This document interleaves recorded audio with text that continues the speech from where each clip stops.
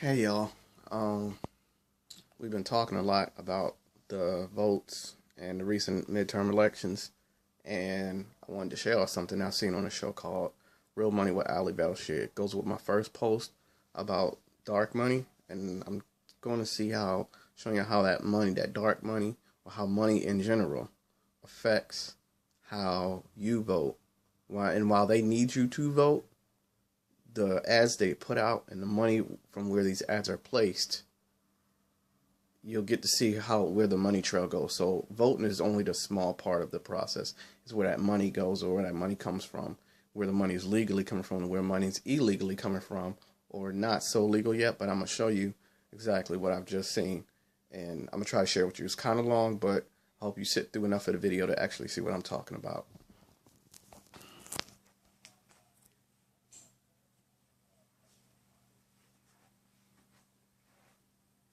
Thanks, John. Tonight we're taking a special look at the money in politics. An estimated $4 billion have been spent to sway voters in today's federal races. Already, the 2014 midterms are proving to be the most expensive election campaign ever.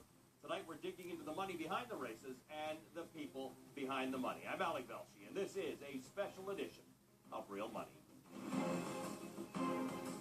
I generally like to watch this show because it gives you exactly where money is going and stuff of that nature. And this is a particular good episode. This first article is what I wanted to show y'all. We are finally at election night. It's time to talk about a disturbing and powerful force that has a major impact on which candidate Disturbing and powerful force. Win or lose. It's so-called dark money.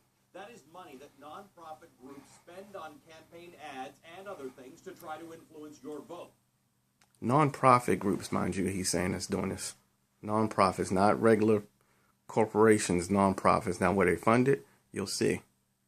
Oh, the money is dark because the groups don't have to disclose who gave them the funds.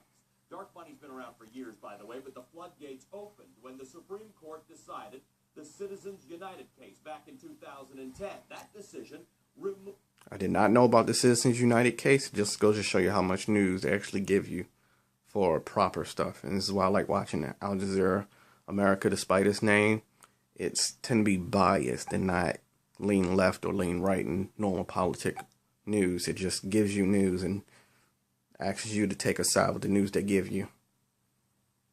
Move limits on the amount that outside groups can spend to try to influence elections.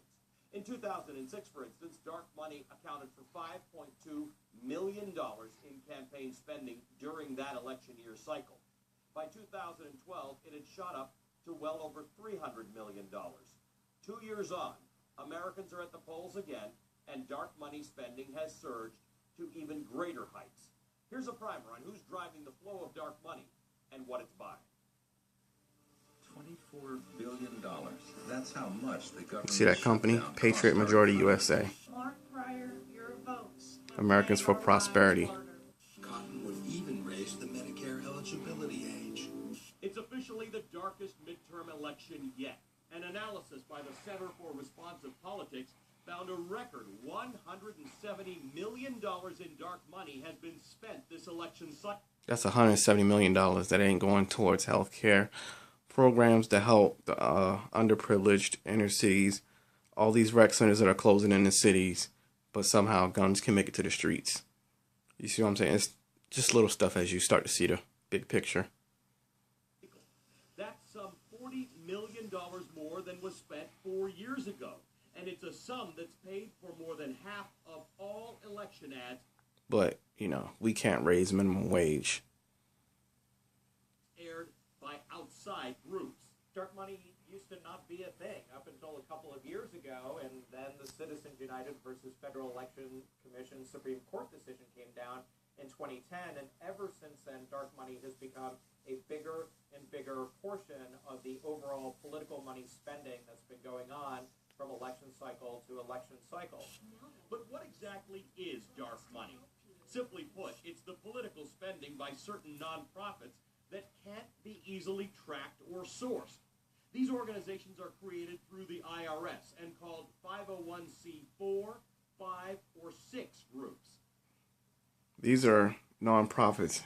I don't know if I'm not going to insult anyone's intelligence. So when you donate to a nonprofit, depending on the amount, that's claimable on your taxes. So say a corporation wants to donate money, like Walmart has its own nonprofit that it donates money to, but most of that goes to its own museum or Feeding Hungry, and they promote that and they flaunt it. But this is like a nonprofit that funnels that money back into political contributions. So there may be a law that says a company can only put $100,000 or $500,000 into a president, a particular campaign, but never says how much they could donate into a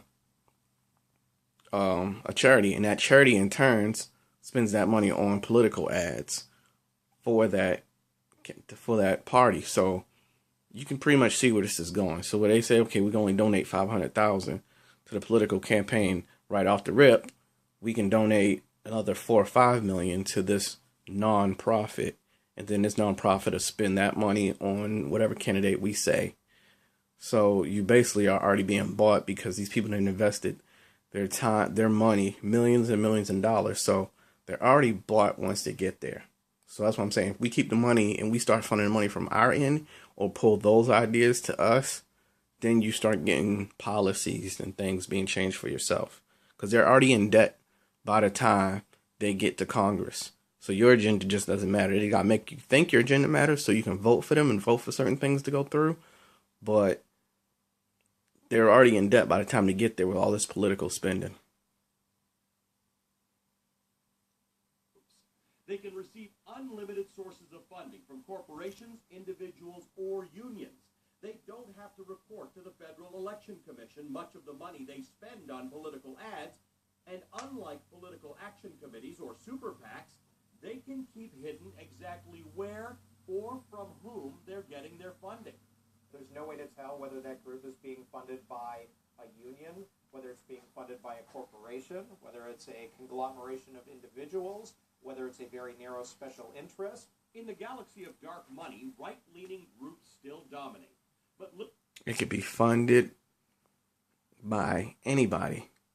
Just like they claim the war on terror can be funded by drug money, that same drug money can be funded right into politics this way.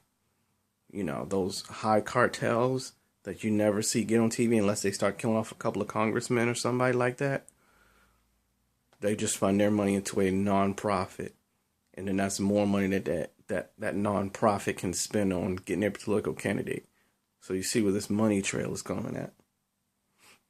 federal spending has begun to catch up. 6 nonprofit groups are connected to the conservative billionaire. That CVA is Concerned Veterans for America. They've already paid for nearly 50,000 political television ads in key Senate races. That's nearly 1 out of every 5 ads aired so far this election. Crossroads GPS is a 501c4 co-founded by Republican operative Karl Rove. His group has aired about half as many ads. Patriot Majority USA is another one. It was created by Democratic political strategist Craig Verhoeven, a close ally of Senate Majority Leader Harry Reid. It accounted for about 13,000 TV ads across 4 battleground states. There's a handful of U.S. Senate races that are effectively going to determine whether Republicans take control of the Senate or whether Democrats retain it. They go all across the United States. If you go to Georgia, they have a huge race there. 2 of the biggest ones are in Kentucky and North Carolina. So that's why money is such a key factor in all of these U.S. Senate races, because we're talking about millions and millions of dollars here all throughout these races. Under federal law, political spending on campaigning or lobbying can't be the primary activity of a 501c nonprofit. But watchdog groups say the IRS has done little to enforce that. And campaign finance advocates say unless new, tougher regulations are put in place, future election cycles will only get darker. For more on the rise of dark money, let's go to someone whose job it was to monitor the financing of federal elections. Michael Toner was the chairman of the Federal Election Commission, the FEC, between 2002 and 2007. He was appointed by then-President George W. Bush. He's now with the Washington law firm of Wiley Rain, and he co-chairs its election law and governance ethics practice. Michael Toner says campaign spending by outside groups has become so institutionalized Even your local dog catcher will soon need super PAC money to get elected. Michael, I know that meant as a bit of hyperbole, but it is kind of weird to see the outside money influencing some of the local and state races or ballot measures that we're seeing. Of particular concern are the election of judges that have seen a remarkable influx of money this election campaign season. Well, Ali, thank you so much. He just said judges. These are the people who have the choice to put our people behind bars or give us sentencing. So, yes, vote counts. You can vote your judges and you can vote your sheriffs in, but they get political too. When you're voting your judges and your sheriffs in, and then they start using this dark money, when that stuff leaks from state elections down to local elections, and they're using dark money to influence the judges that you elect, influencing the sheriffs that you elect, now law and order is being affected by this political money. So, yes, votes counts, and I'm probably going to harp on this a lot, but yes, votes counts, but this is why we need to get together with our money and, start doing these things so that we can get our stuff accomplished. Thank you so much for having me tonight. Really, it's fascinating to look at the fundraising figures. This is going to be the most expensive midterm election in American history, no question about that. But when you look at candidate fundraising at the federal level, actually a slight fall off in candidate fundraising compared to 4 years ago. Political party fundraising about the same as 4 years ago. And then phenomenal growth in PAC fundraising, political action committee fundraising, including so-called super PACs. These are PACs that can make unlimited independent expenditures. About a 65% increase in PAC spending this election cycle as compared with 4 years ago. So we have sort of a tale of two stories here. Candidate fundraising lagging, political party fundraising stagnant, huge growth in these independent expenditures and outside spending. What's the implication of that? What should we be reading into that? Well, there's two things.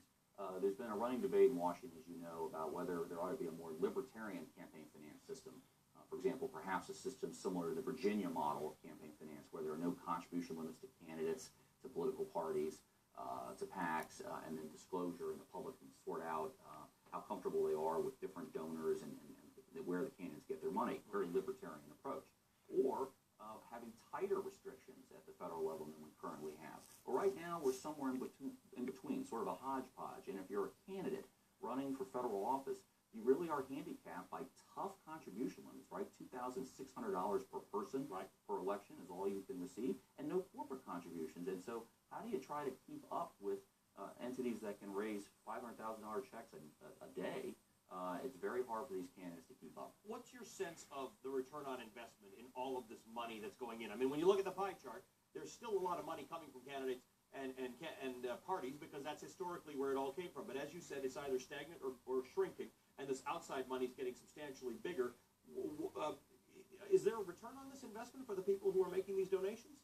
I think that's a very important issue, because clearly money that a candidate can directly control is extremely valuable, right? The candidate knows the issues that he or she is running on, where they want to advertise, their get-out-the-vote strategies. Same thing with a political party. Under the law, they can work closely with candidates on get-out-the-vote efforts, party-wide activities. So that money is definitely very, very valuable. On the independent spending side, sometimes it's valuable, and sometimes, to be honest with you, it can be counterproductive. Outside groups might run advertising that the candidate would prefer not to be aired, or they're airing it at the wrong time or in the wrong market. And so there's an inefficiency with independent spending that has been a key factor that the Supreme Court has focused on in the Citizens United decision and other decisions as to why this outside spending can't be limited, why contributions to independent expenditure groups can't be limited, precisely because it isn't as valuable. But I think one thing that we're going to have to look at carefully is I think there's been some efforts by outside groups to spend more of their money on the ground. In other words, not just in advertising, but instead in get-out-the-vote efforts, voter registration efforts, this retail politicking that often can make a difference in a U.S. House race or a U.S. Senate race. We'll have to see how effective that spending ends up being. What an interesting time in campaigns and finance. Thanks for joining us. Michael Toner is the former chairman of the Federal Election Commission. Coming up, we're going to take a look at some of the donors behind all that dark money. Big billionaires using their wealth to influence the way you vote. And as I mentioned, money isn't just being used to influence federal races. Big money is there in local judicial races, too. It's justice for sale. You're watching Real Money. Tell me what's on your mind by tweeting me at Ali Velshi. Also, Facebook.com/Ali Velshi. Keep it right here. Okay, that was just a 15-minute clip of just the beginning of the episode of what I usually see. I try to watch this show like every day. If not, it's on my DVR. But that was just a 15-minute clip of the dark money. He's not even finished. So, depending on the comments or this video get, I'll post the other two, or I'll, just post the next section. But I just wanted to show this to y'all because we were talking about political stuff and, how this is money. And that's why I say we put our money into this.